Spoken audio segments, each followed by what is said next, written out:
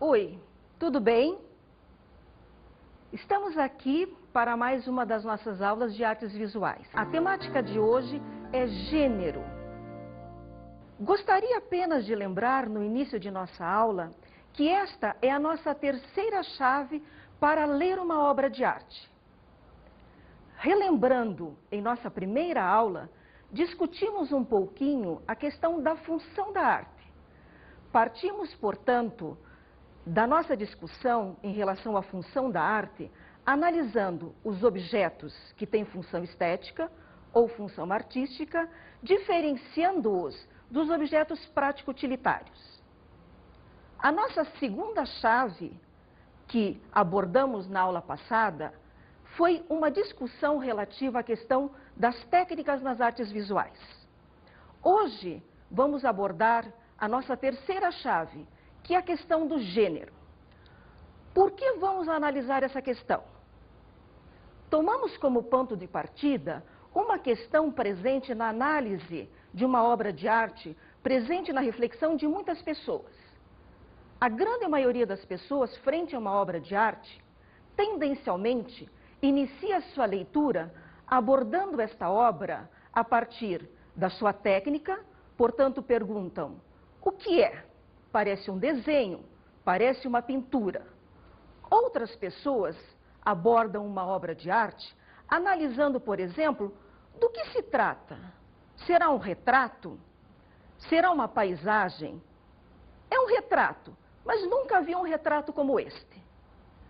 Para iniciar o nosso trabalho, vamos ver o que nos diz Matisse quando viveu uma experiência relacionada à opinião das pessoas em relação à sua obra. Matisse foi abordado por uma visitante que olhou indignada para um de seus quadros e falou: "Mas eu nunca vi uma mulher como esta." O artista respondeu: "Madame, isto não é uma mulher, é uma tela."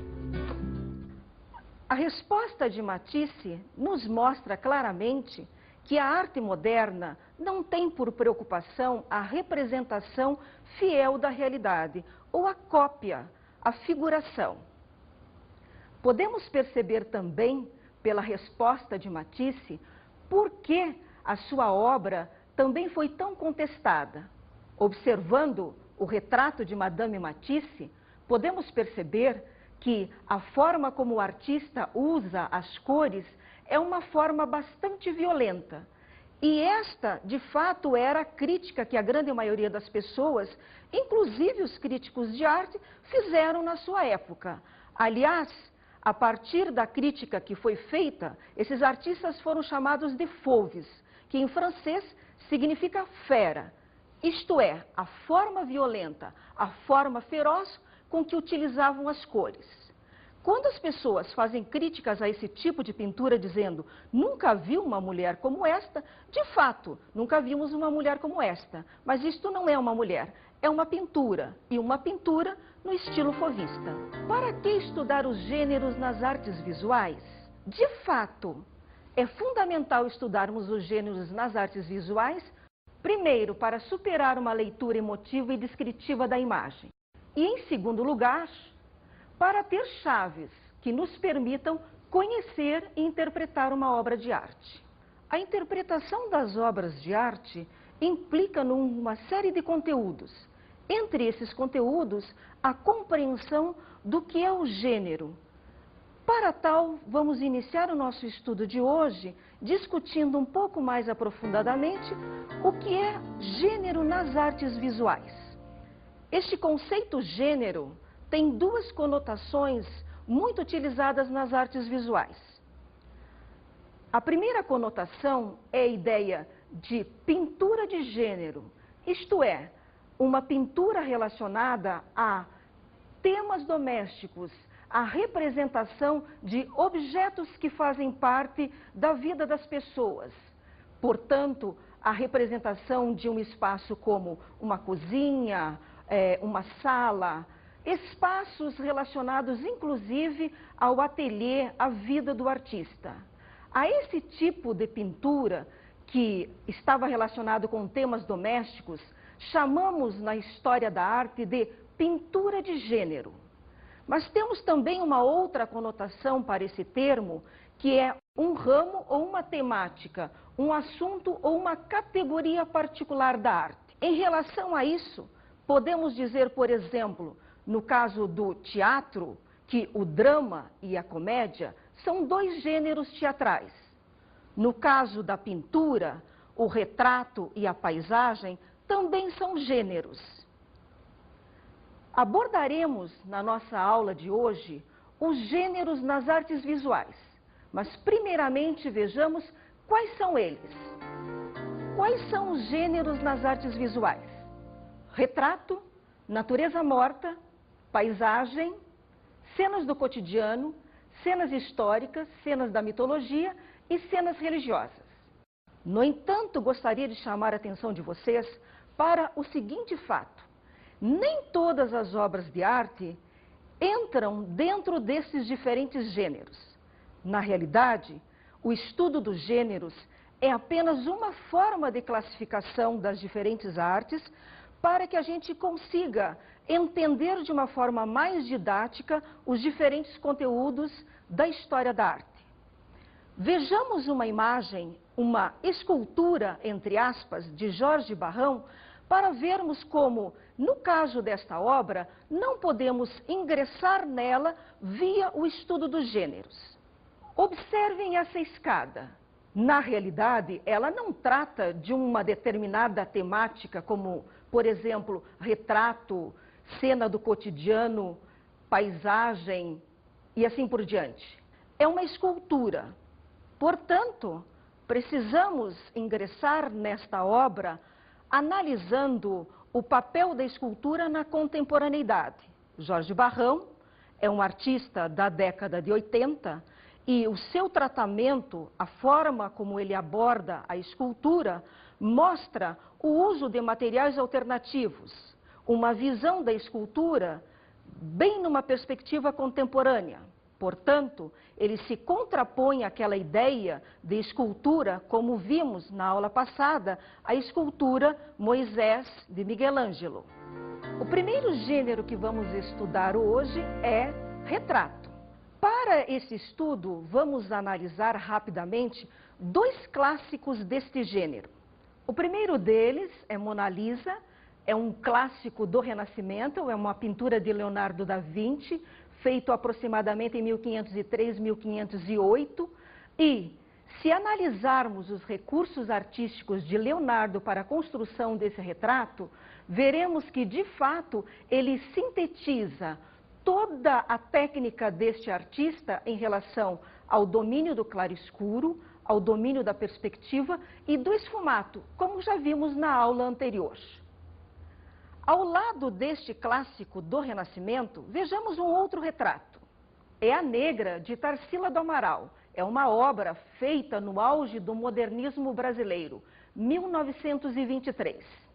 Assim como temos a Mona Lisa, que é um clássico do Renascimento, nós temos A Negra, que é um clássico da pintura moderna brasileira. Vimos aqui a representação de duas mulheres. Obviamente, a mulher italiana e a mulher brasileira. Mas um retrato pode conter também diferentes grupos, duas ou três pessoas, parte do corpo ou o corpo inteiro.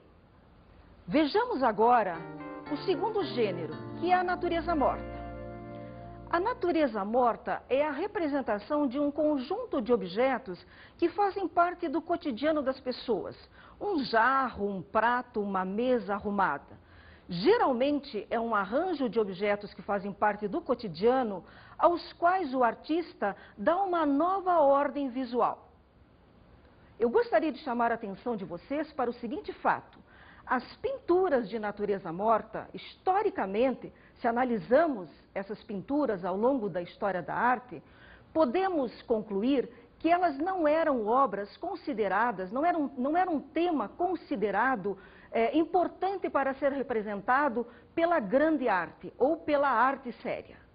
No entanto, se estudarmos a história da arte, veremos uma série de obras que são extremamente conhecidas hoje, como, por exemplo, os Girassóis de Van Gogh.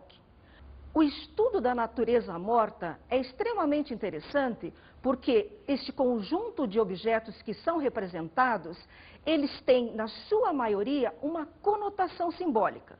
Vejamos a seguinte obra. Observem nesta obra que nós temos uma série de objetos que nos permitem entender a função simbólica desses elementos na nossa vida. O livro, por exemplo, que está nos chamando a atenção para a questão do conhecimento e da erudição. O crânio, por outro lado, é um elemento que nos lembra que a vida há de passar e que, portanto, todos estamos destinados à morte. Observem que nós temos também uma espada, que tem, portanto, o sentido simbólico de poder, o poder das armas. No entanto, mesmo o poder das armas, nada pode diante da morte. O próprio título da obra, As Vaidades Humanas, nos levam a entender que uma natureza morta pode ser analisada tendo em vista a conotação simbólica de todos os seus elementos. Isto significa que um quadro, uma pintura, um desenho, uma gravura, nos falam uma série de coisas e que para que de fato consigamos entender, é preciso entender qual o papel do gênero e, nesse caso, qual o papel da arrumação desse conjunto de objetos e qual é o sentido desse conjunto de objetos na perspectiva da leitura desta obra. Esta outra natureza morta de Andy Warhol, ao contrário da natureza morta que vimos anteriormente, traz um objeto que é a lata de sopa Campbell, muito característica dos trabalhos, das obras de Andy Warhol. Na realidade, o artista, ele se utiliza de um recurso artístico muito próprio para dar essa conotação de indústria, de repetição em massa. Ele repete de uma forma, num ritmo uniforme, a lata de sopa Campbell. O que ele está nos mostrando simbolicamente é a reprodução em série da sociedade industrial, a massificação, a quantidade em detrimento da qualidade, por exemplo. Vejamos um outro gênero, denominado de cenas históricas, pelo menos tem sido considerado um dos mais importantes na história das artes. Algumas cenas históricas apresentam uma representação de um fato histórico numa perspectiva idealizada. Por exemplo, nesta obra de Pedro Américo. Outras representações são mais realistas, mostrando a realidade de forma nua e crua. Nós temos aqui o mural Guernica, de Picasso. Nesta obra, nós vemos que o artista mostra um determinado fato histórico, é o bombardeio da cidade de Guernica pelos alemães, e ele mostra a dor, a angústia, o sofrimento da humanidade. Não temos aqui nem vencidos, nem vencedores. Na verdade, por esta obra podemos perceber que todos nós sofremos com a guerra. Gostaria de salientar um pouco que, para de fato entendermos a importância desta cena histórica, é fundamental que a gente consiga perceber quais são os critérios artísticos, quais são os recursos artísticos que o artista se utiliza para dar ideia desta representação bem realista deste momento do sofrimento da humanidade. Como o assunto é representado, podemos observar que as figuras se mesclam com o fundo, se misturam com o cenário da guerra. Isto em arte chamamos de figura-fundo ambíguo. Um outro recurso que o artista usa é fazer uma pintura monocromática para, de fato, enfatizar a tristeza, a dor, a angústia, o sofrimento, a solidão da humanidade. Não há distinção entre a posição frontal e a de perfil na representação das figuras. O artista mistura quer o rosto na posição de frente, quer o rosto na posição de perfil. Vejamos agora uma outra cena histórica, também realista, mas com uma conotação heróica. Por que heróica? Nesta obra, nós podemos perceber que Goya, ele divide o quadro em duas partes, quase que em duas cenas. De um lado, os espanhóis, que estão sendo fuzilados pelos soldados, as figuras que representam o poder. Percebemos aqui que, diferentemente de Picasso, o artista Goya tenta dar uma conotação heróica para a luta do povo contra o poder. Quais os recursos que o artista se utiliza para fazer essa representação numa perspectiva do realismo heróico? Vejamos como o assunto é representado. Quais são os recursos artísticos utilizados por Goya? Observem aqui que Goya, diferentemente de Picasso, ele destaca os personagens principais deste fato histórico. Por que Goya faz isto? Ele destaca as figuras do fundo para, de fato, nos mostrar a importância desses dois grupos neste embate. Observem também que Goya aproxima as figuras formando dois grupos. Esses dois grupos, eles estão numa posição antagônica. Ele também se utiliza dos contrastes entre a luz e as sombras do poder. Observem que nós temos um personagem principal na cena daqueles que lutam para tomar o poder. A luz reflete fortemente na camisa de um dos homens, enquanto que os soldados estão cobertos por uma sombra, o que Goya quer representar como as sombras do poder.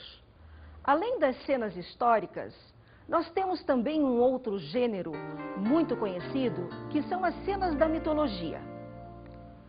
Um dos maiores clássicos das cenas da mitologia é esta obra que vamos analisar rapidamente. Esta obra é O Nascimento de Vênus, de Botticelli. Podemos perceber que a representação é a representação do mundo dos deuses pagãos, um repertório maravilhosamente rico de histórias que constituem a mitologia clássica. A Vênus é uma figura da mitologia muito representada por uma série de artistas. E este quadro em especial, ele representa o nascimento, um novo nascimento da mitologia clássica na pintura. Observem que o artista também se utiliza de alguns recursos artísticos para dar uma conotação simbólica para esta figura.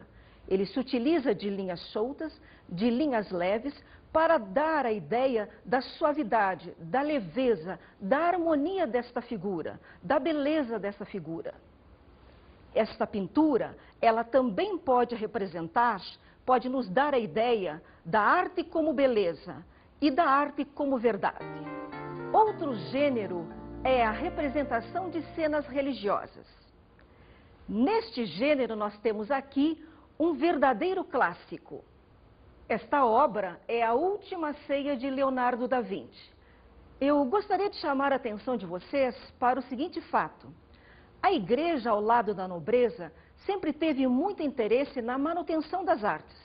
Mas por que será este grande interesse da igreja, em especial em relação às pinturas de cenas religiosas? Vejamos por quê.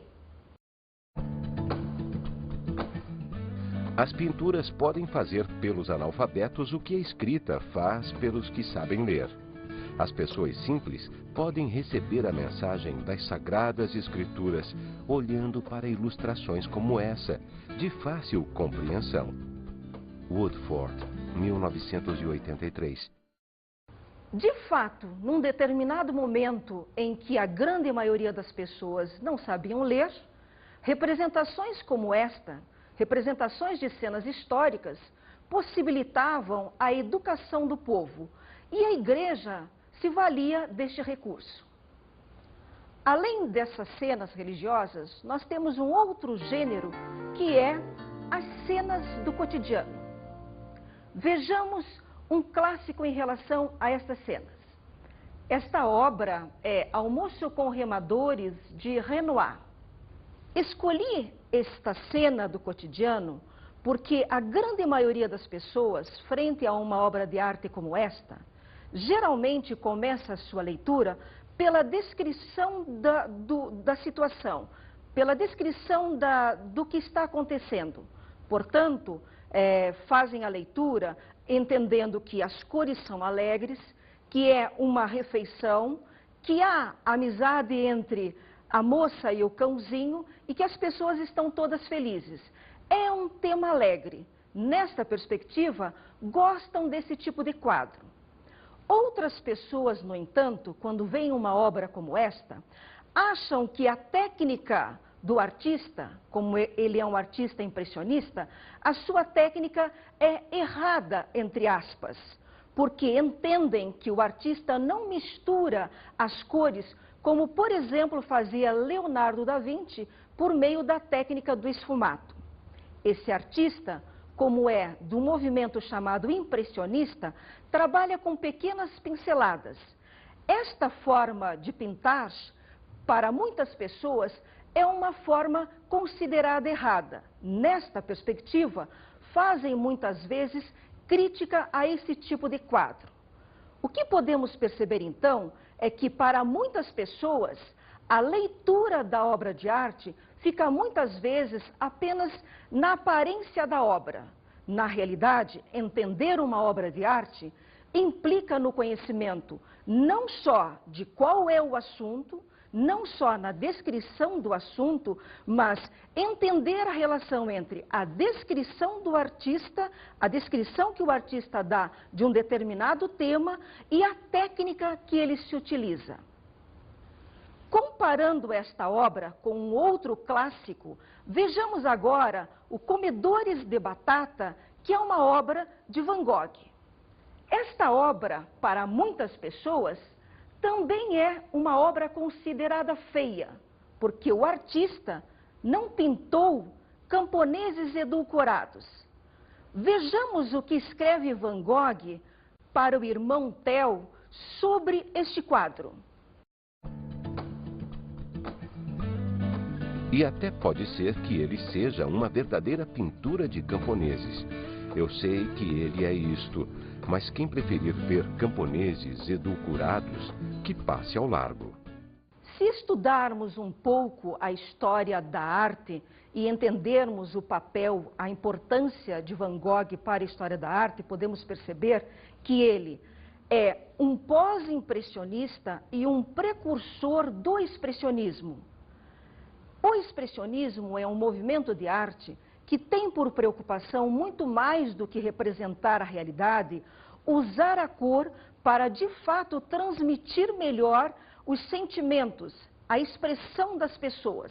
É daí, inclusive, que vem esse termo expressionismo, o exagero da expressão, o exagero da solidão, do sofrimento, das marcas no rosto, por exemplo, das pessoas. E é isso que Van Gogh faz ao representar esses camponeses. Nós vemos que os camponeses, de fato, se mostram com as suas roupas, com as mãos que lavram a terra. E é isto que Van Gogh pretende dar conotação neste quadro. Ainda na carta que Van Gogh escreve ao seu irmão Theo, ele ainda faz outros comentários relativos à crítica que a grande maioria das pessoas fazia à sua pintura. Por mim, estou convencido que afinal obtém-se melhores resultados pintando-os em sua rudeza que conferindo-lhes uma beleza convencional. Seria um erro dar a uma pintura de camponeses um certo polimento convencional. Podemos concluir então por esses comentários, por essas falas de Van Gogh, que para muitas pessoas uma pintura ela tem que ter um certo polimento. Isto significa que pintores como Van Gogh, aliás, durante toda a sua vida, este artista não vendeu nenhum quadro. Ele foi extremamente criticado exatamente porque buscava muito mais do que dar um certo polimento convencional, edulcorar as figuras. Ele pretendia tratar, por meio da arte, a realidade humano-social. Diferentemente da pintura que vimos anteriormente de Renoir, que as pessoas muitas vezes apreciam porque tem um colorido, porque é um tema alegre, Van Gogh tem a preocupação de mostrar, através da sua arte, ele considerava a arte extremamente séria, ele tinha a preocupação de retratar a vida de uma forma bem realista. Além deste gênero, nós temos um outro que é a paisagem.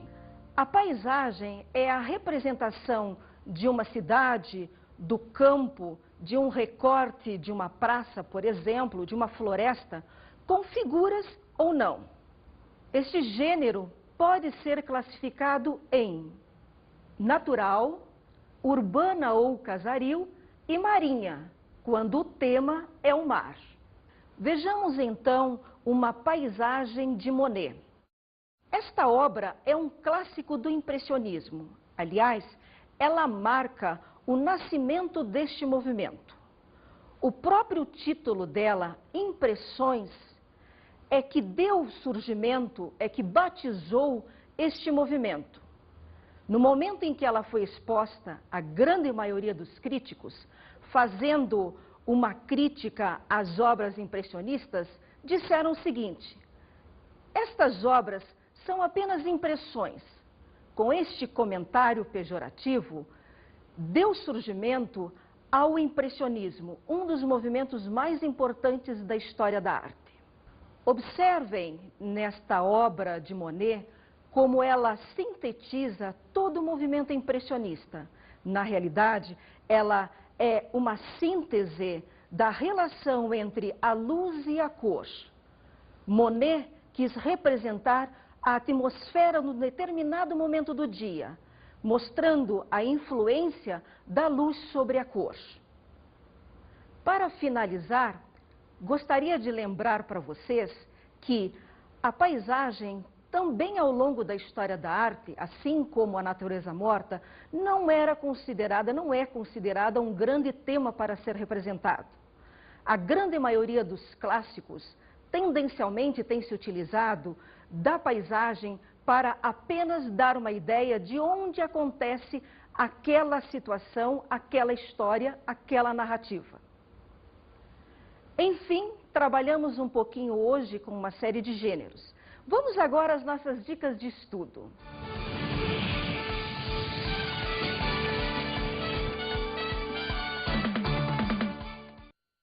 Nossa dica de estudo hoje é um livro do Ziraldo, é O Menino Marrom. É um livro de literatura infantil, mas que serve também como literatura para adultos. É um livro belíssimo, conta a história de um menino e todas as suas peripécias para conhecer um pouquinho sobre teoria da cor. Aliás, no livro tem até um disco de Newton. Acho que vale a pena vocês lerem e depois, uma outra dica, leiam para seus alunos.